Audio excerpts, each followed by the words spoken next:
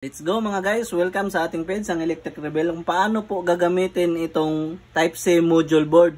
So ayan, itong Type-C natin meron siyang B negative, papunta po yung battery. Ibig po sabihin ng B, battery negative. Ito namang B positive, battery positive. May nakasulat din po dito, ayan, out negative. So papunta po yung board sa out, no. Halimbawa, may sira kayong speaker, may sirang flashlight tulad nito Type-C, doon mapupunta sa board. Bali ito, DIY natin to mamaya. So ayun, meron ding out positive. So papakita ko po kung paano po gagamitin. Mura lang po ito, no. Sa kahit anong online shop, makikita nyo po ito. Pwede nyo pong i-search. So ito po yan, 21 pesos lang po. Ayan, ang ating Type-C lithium battery charging board. Magagamit po ito sa kahit anong sira. Halimbawa, yung flashlight nyo, sira na yung charging nya, fork, pwede nyong palitan, pwede nyong ayusin. Halimbawa ito, speaker nyo, kahit anong speaker, meron siyang charging port na Type-C. Pag sira na yung charging port nyo, pwede nyong palitan. Ganito, pwede nyong ayusin gamit to. So ito, wala po siyang charging, no, kasi solar po siya, built-in solar. So pwede nating kabitan. Ano natin yan mamaya. So dito muna tayo sa speaker, guys. So una nating gagawin kung paano po ito gagamitin, ganito po yan. Dito po sa speaker, mayroon siyang wire. Ito, medyo nakakalito lang, pero ayan, itong dalawang wire na to, papuntang battery po yan. Itong dalawa, yan. Papuntang battery to, negative, positive. Bali, pinutol ko na para mabilis yung video natin. Ito naman, dalawang wire, papuntang speaker. Dalawang wire sa kabila, papuntang speaker. Hindi natin gagalawin yan. Ang gagalawin natin, ito lang papuntang battery. So, putulin natin, yung isa putol na. Putulin natin to.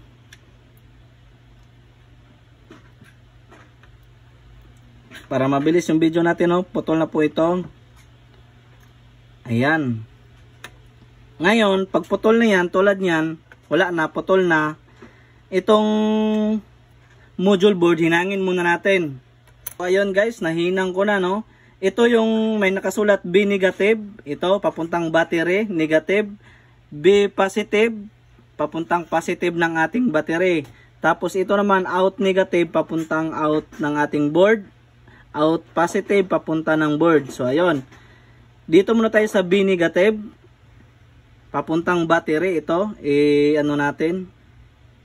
Ipagdikit natin papuntang battery po yan. Ganyan. Papuntang battery.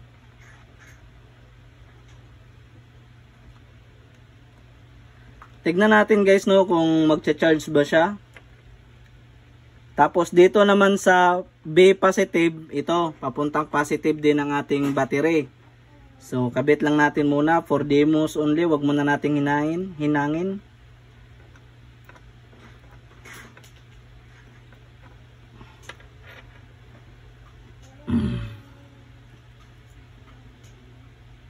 Tipan natin guys para safety, hindi siya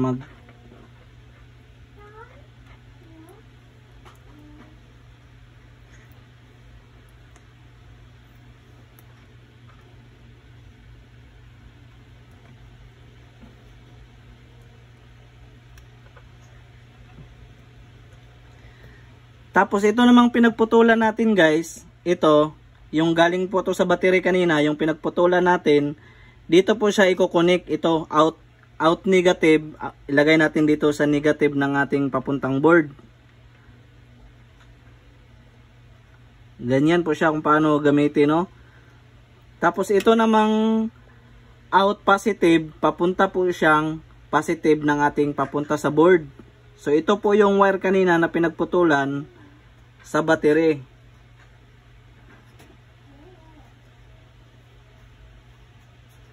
So ayun, wag na nating i-tape.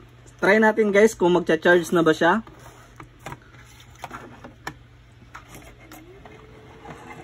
Saksak natin.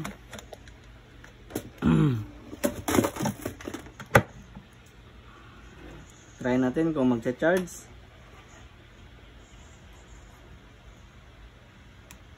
Ayun, nagcha-charge siya guys. Ayan, ibig sabihin ng kulay pula, nagcha-charge siya. Pag kulay blue, full charge na siya. Meron namang light indicator dito. Ayan, nagcha-charge siya. So goods yung ano, pwede siya gamitin, pwede siya sa mga speaker. So goods.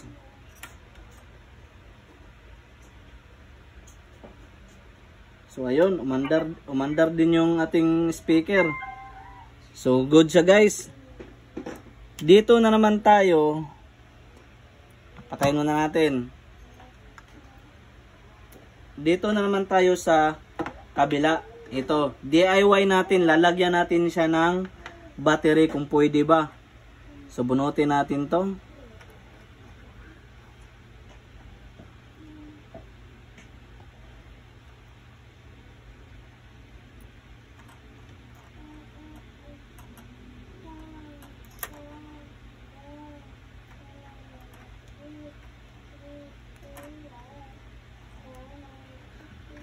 Ayan.